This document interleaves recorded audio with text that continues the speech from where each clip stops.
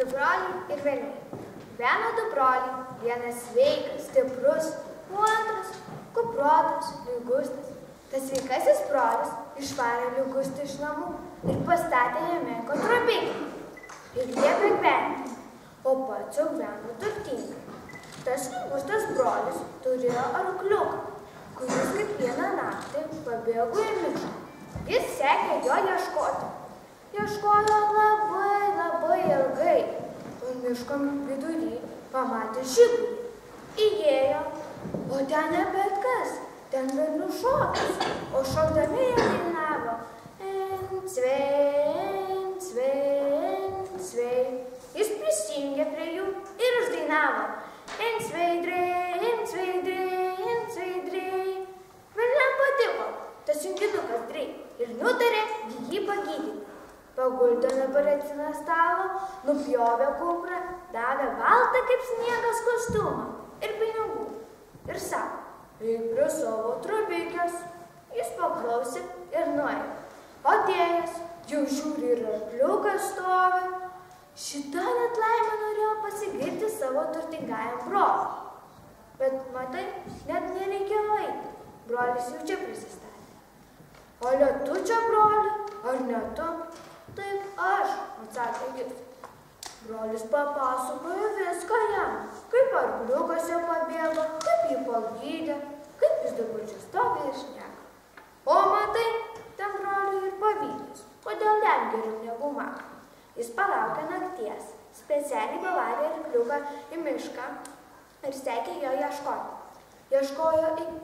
Ieškojo iki pat vidurdienio. Buvo viskas taip, kaip jis pasakojo. Rado žiburį, įėjo, ten velnių šokis, o šaukdami ir dainavo Encveidrei, encveidrei, encveidrei. Jis kaip žinodamas prisijungė prie jų ir uždainavo Encveidrei fyr, encveidrei fyr. Velniam nepatiko tas junginukas fyr ir nutarė jam atsilyginti. Paguldė ant operacinio stalo, priklijavo brolio kuprą ir davė brolio rūbus ir sako, štai tavo atlyginimas už junginuką fyr.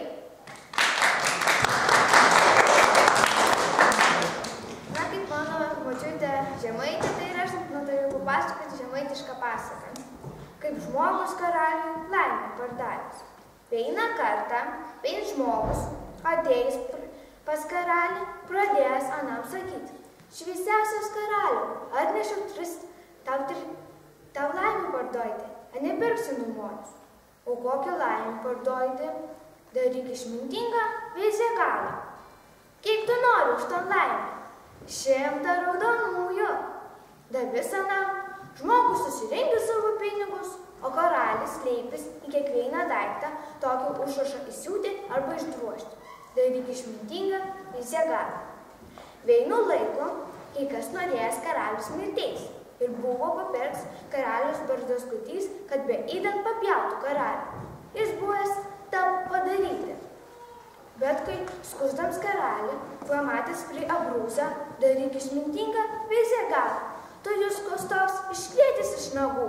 Karalis mato, visi išbalusi ir klausia, ką tu pamatė? Šviesiausias karalių, buvau tų ir tų papirks. O kai pamačiau prie abrūzą, daryk išmintingai visą galą. Tada pagalvoju, koks bus mons galas, kad taip aš gudrę padarysiu. Ir tada skustovs iškrės iš nagų. Karalis, matydams tokį stebuklą, apdovanojo savo malonę, o tie, kurie žadėjo užmušti, nubaudė mirties.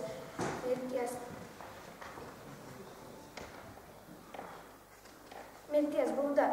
Ir matai, didelį daiktą gavęs už mažą sumą.